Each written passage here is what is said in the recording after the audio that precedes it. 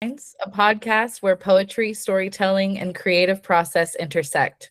I'm Kelly Miller, I'm Anne Romalo. And I'm Leah Cass. and we're the editors behind Poets in the Pines, an international small press and creative community centered around diverse voices and meaningful work. This is the start of our new author interview series, where we're asking Delirium writers questions about their contributions and uncovering the meaning behind their works.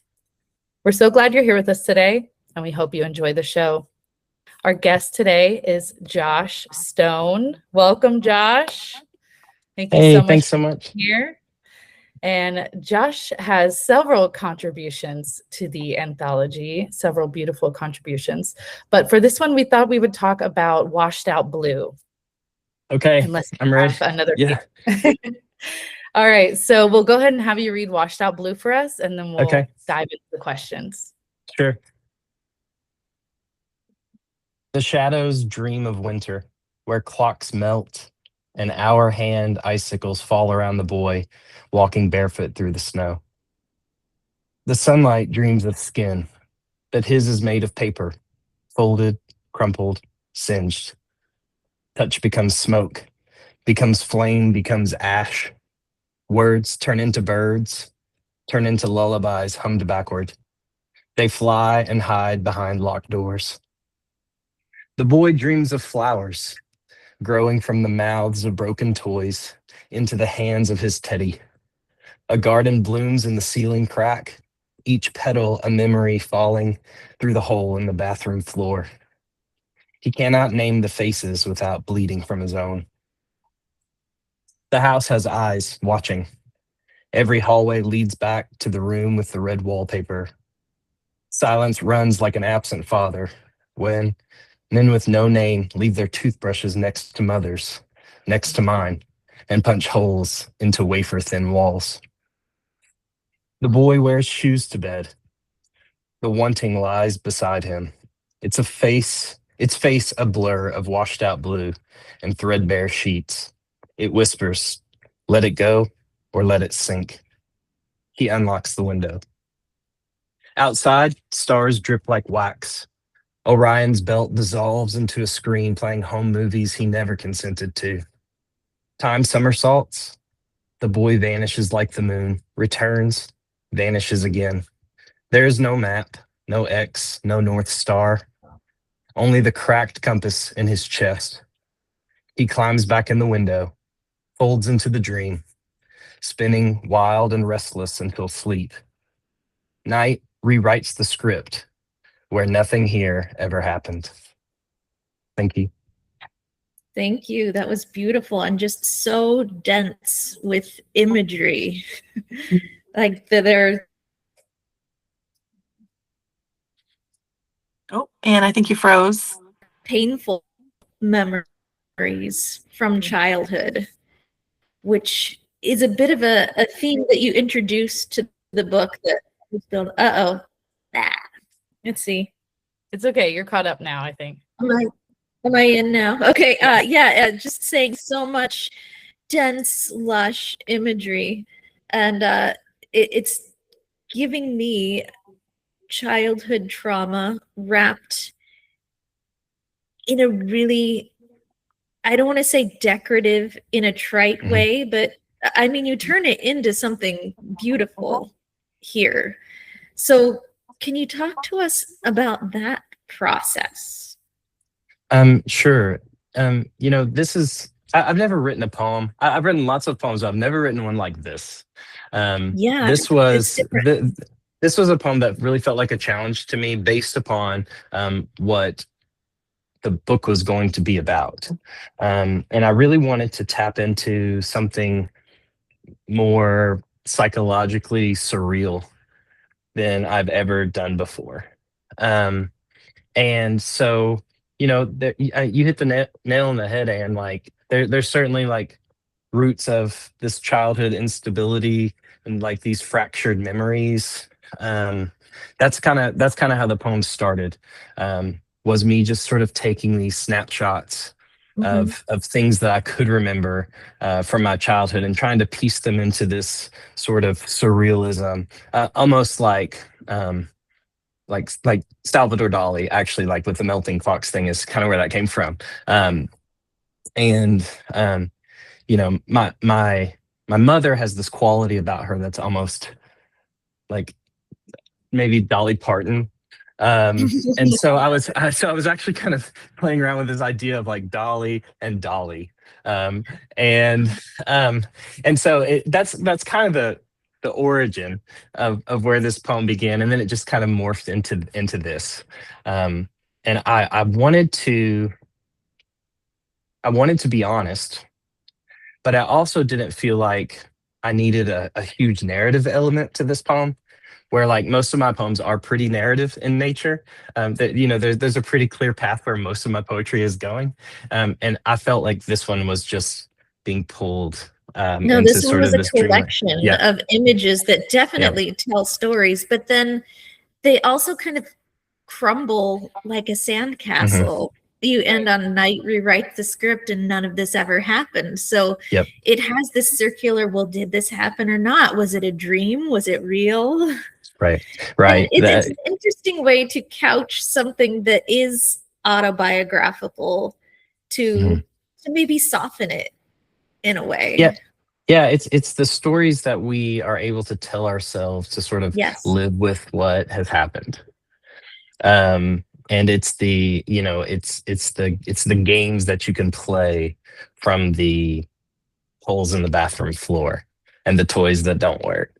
And so that's where that sort of started. And I hope that it lands in a place that you know, there's that the reader can find this emotional atmosphere of just remembering, if that makes sense.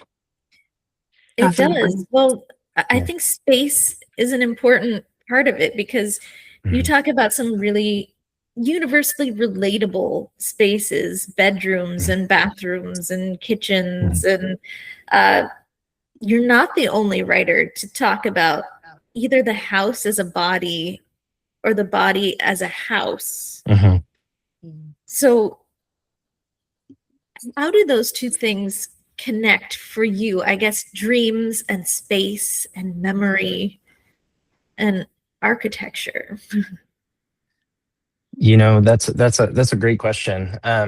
For me, my home was always something that um, I was really ashamed of. And Same. you know, I came from the, you know, the worst looking house on the street.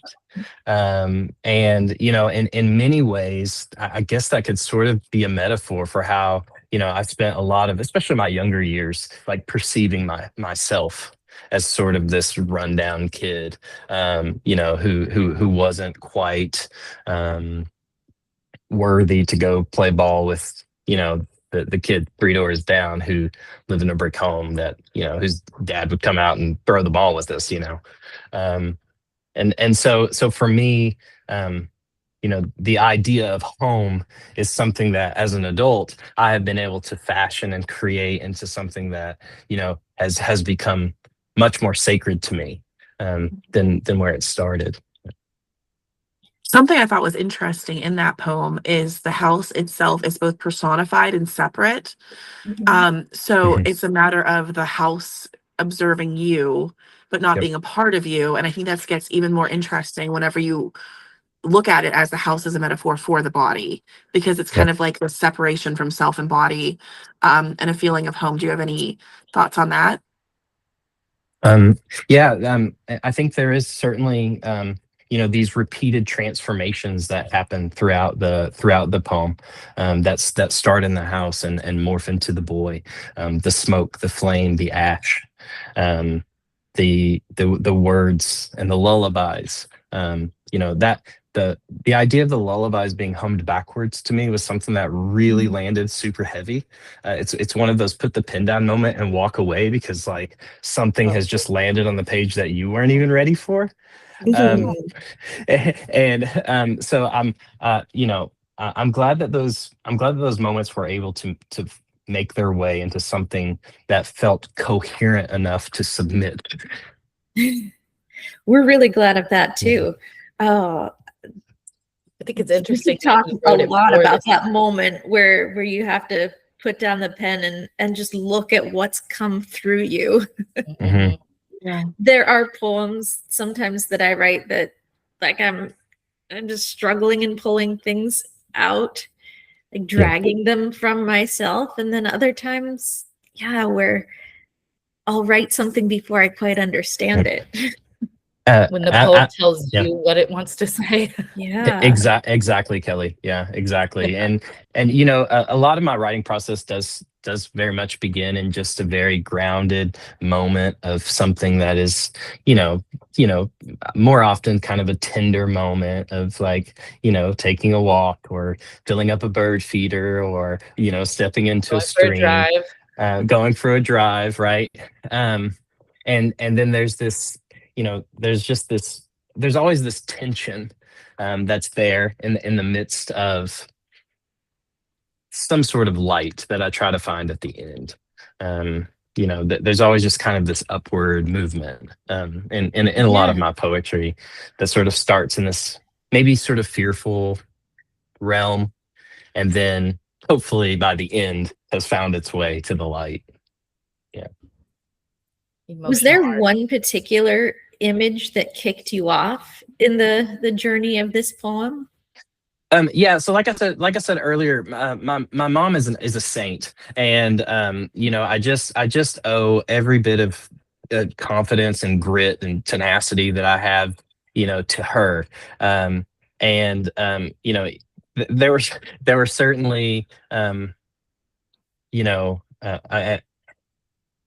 to back up. I never want to say something or write something that would ever misconstrue my mother into something that she's not. Okay. And so I'll just say it plainly again. She did the best she could in every moment, every single day of our lives growing up. And for that I am super, super grateful.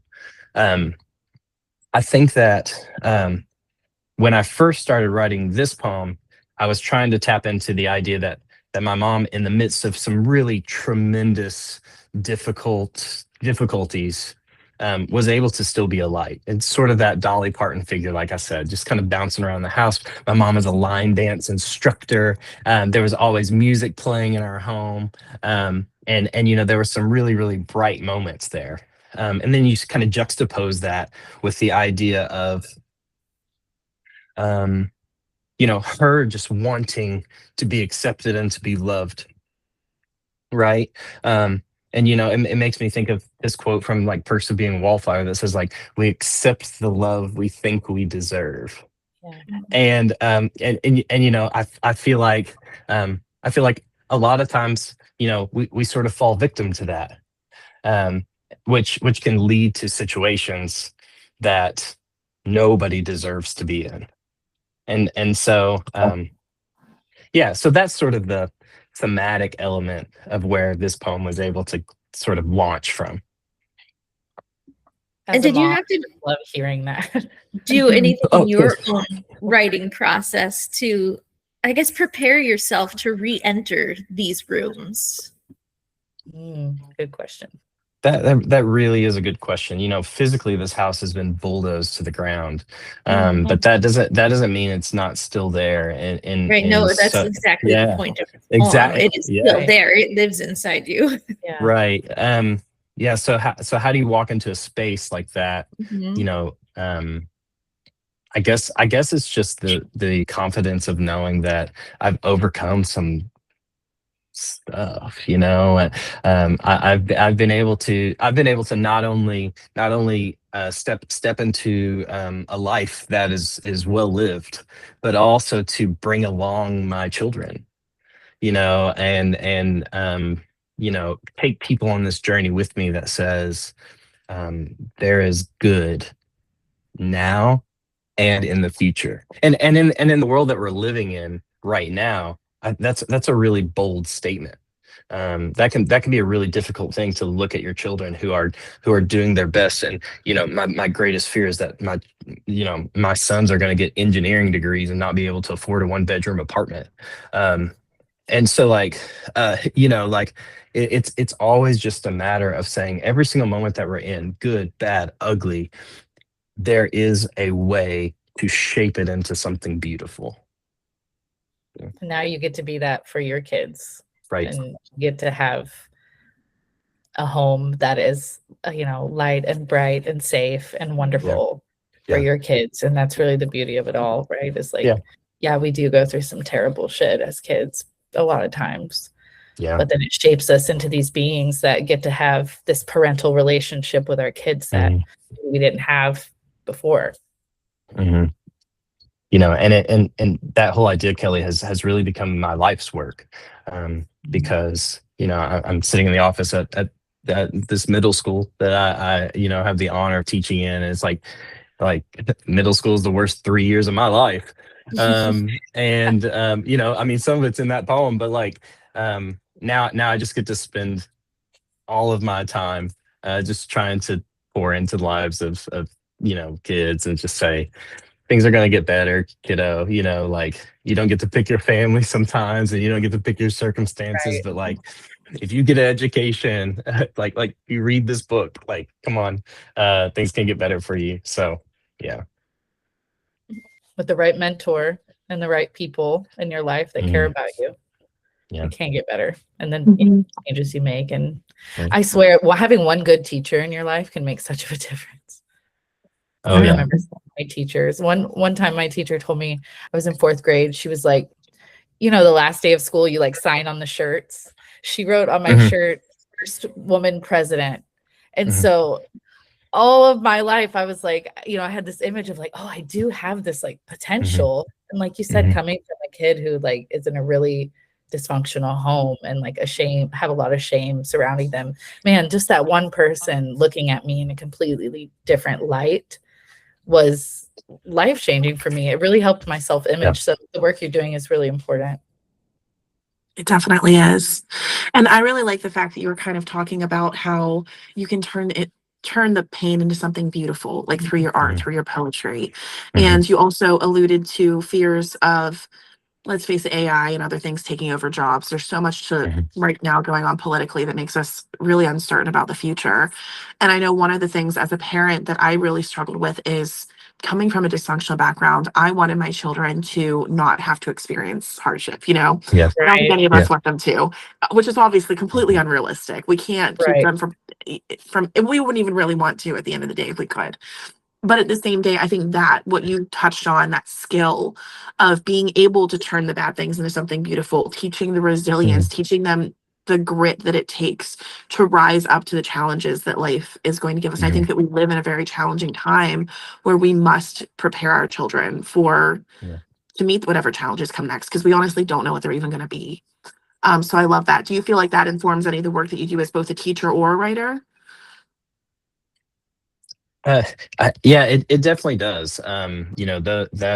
Those ideas of just making something beautiful out of what we've been given is certainly with me in all aspects of sort of work and writing. Yeah.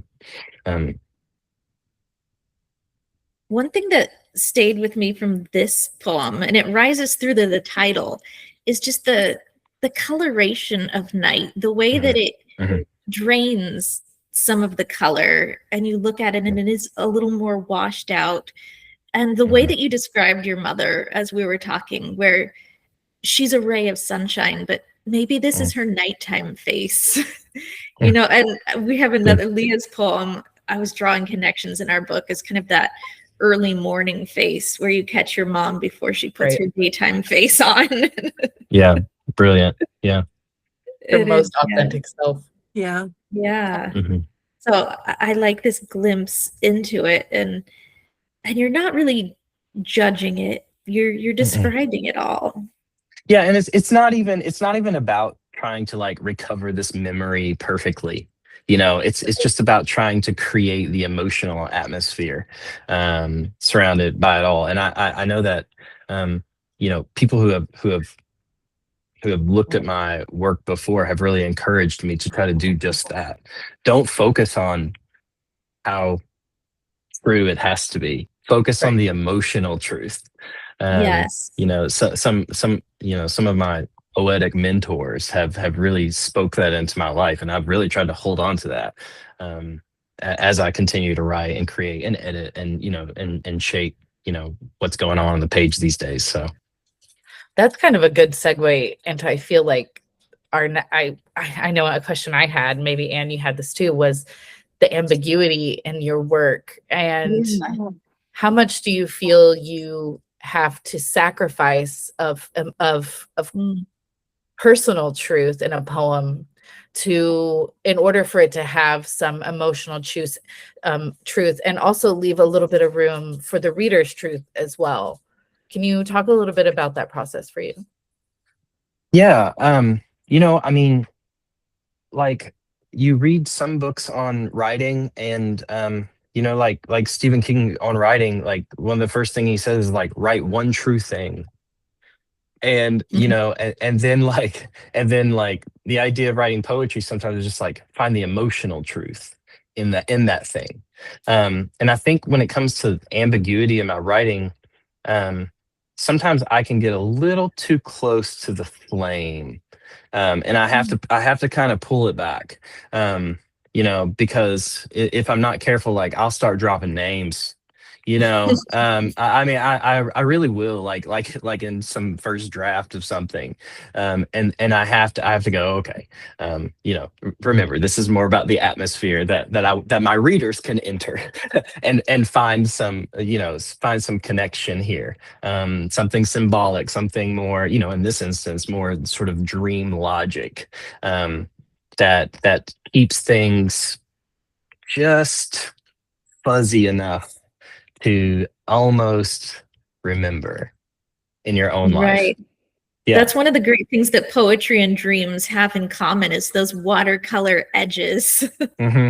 Right. The Oh yeah, blurriness. that absolutely. Yeah, that's a beautiful image. And I definitely can see that in this work. Right. It's like, is It's it a like dream? it's like Is it a parts memory? apocalyptic, apocalyptic and I like know, and your other watercolor. she reads to Yeah. me a painted house. Yeah. Yeah, exactly. Yeah, we could talk about that if you wanted to, but that really does go, like straight apocalypse mode at the end. And even in that poem, I try to find something. Um, you know, th- I'm juxtaposing a literal mushroom cloud with just like holding someone's hand on a swing. Yeah, that's another one that goes in a circle and a Hmm. cycle. Yeah. That Aria de Capo. Well, this is usually Leah's role, but her phone has run out of batteries. Oh, I just saw Where that. we want to ask you, just give you space to talk about what's next for you. And do you have any upcoming projects that you would like to promote and draw our attention to?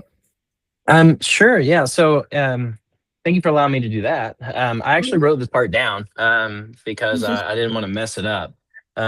But I am currently working on a manuscript, a full poetry manuscript. It's about 55 or 60 pages, and just full of poetry that is, I feel like just a great representation of who I am. Just like I said at the beginning, a great representation of just poems that balance, fear and grief and heartbreak, and um, you know, always leads to something hopeful, always leads to the light. And so the working title is Between Leaves and Light, and Mm. um, Oh, and it's just about how this beauty and brokenness can sort of coexist. um, and so I'm super excited about it. Lots of individual poems that I have, I've been honored to have published, are inside of the manuscript. So hopefully it will find its place sooner than later, and that will be available. Yeah, it's very foresty. We Hmm. can relate to that. Yeah. lots of nature themes. Well, Yes. Oh yeah. at least as a metaphor. Mhm. Yeah. Just that leaves and light. metaphor, the way things shift and dance, and one moment you see it in sunlight and the next you see it in shadow. Right. Really interesting. And the balance of both, Mhm. you need the shadow for the Yeah. light. You need the Yeah. light for the shadow. And two, the coming of the through, I don't know, it just makes me, well, what a warm feeling to evoke with the title. I mean, Thank you. did a lot of work just in the title alone because it evokes such a strong image. It makes me feel like I'm in a forest and there's like these rays of sunlight coming through the trees, and I just want to like listen to all the sounds and the rustling and bask in it. Oh, I can't wait to read it. Well, that's exactly what I want. That's exactly what I want everyone to say. So thank you, Kelly. That's perfect. Good. Well, awesome. We're so glad that you were able to come today and that we got to talk to you a little bit. And we're just so grateful Absolutely. for all the support that you've shown us. You've been such a wonderful reader, author, contributor, and supporter. So thank you so much. And thank you for taking this time with us today. And yeah, hopefully we get to chat with you again soon for a little bit longer. This is so Absolutely. short. Yeah. More of this, please. And Yes, right? yeah, as you guys well know, I am Poets in the Pines #1 fan, and I will be, retweeting, reposting everything that comes from you guys till the end of time. So thank you guys so much for this Same with opportunity. us. We're your #1 fans. So Great. we're so glad when we saw so many of your submissions were absolutely exactly what we were looking for. And a lot of them Perfect. framed the narrative of this collection, which was a lot of the house imagery as well. Great. So great job and keep doing what you're doing. And yeah, thank you again for being here. So Yeah. Thank you guys. I talk to can't you wait. soon. I can't wait to read the book. I cannot wait for it to come out. When does it come out? June 29th, Okay. we just finished up, I think, our last draft. Okay. Made corrections. Hopefully Our last draft. we have to see how it Great. looks on Kindle. Well, I can tell you that So our on- next step is to get the EPUB, get it on, Yeah. all that. And Yeah. but we will be opening up for ARC soon. So if you know anybody who's like, oh, I'd love to read a poetry book and leave a review. Yeah, Okay. that's what we're doing right now, is just focusing on getting all the last little things before publication. It's been a whirlwind, but yeah, we're excited. And we're excited for you to read the final really version. excited how it turned out. Turned I out cannot wonderful. wait. And let's see, June 29th, I'll be in Zion National Park. So that'll be a perfect place to cool. sit and read through it. So I can't wait. Nice. Couldn't have worked out any Nice. better. In the desert. I was gonna say under the trees in the sunlight, but there's probably not a lot of trees. Yeah, probably. Oh, no, Yeah. there's trees. Is there? Lots of Okay. I thought that Yeah. was the one. Maybe I'm thinking of a different one. But I'm all gonna right, all- Josh, we'll let you go. Thank you so much for being here today. Thanks, guys. Talk to you soon. All right. Bye-bye. Bye. We got them all. We got them all, and you have time. Yeah, I do.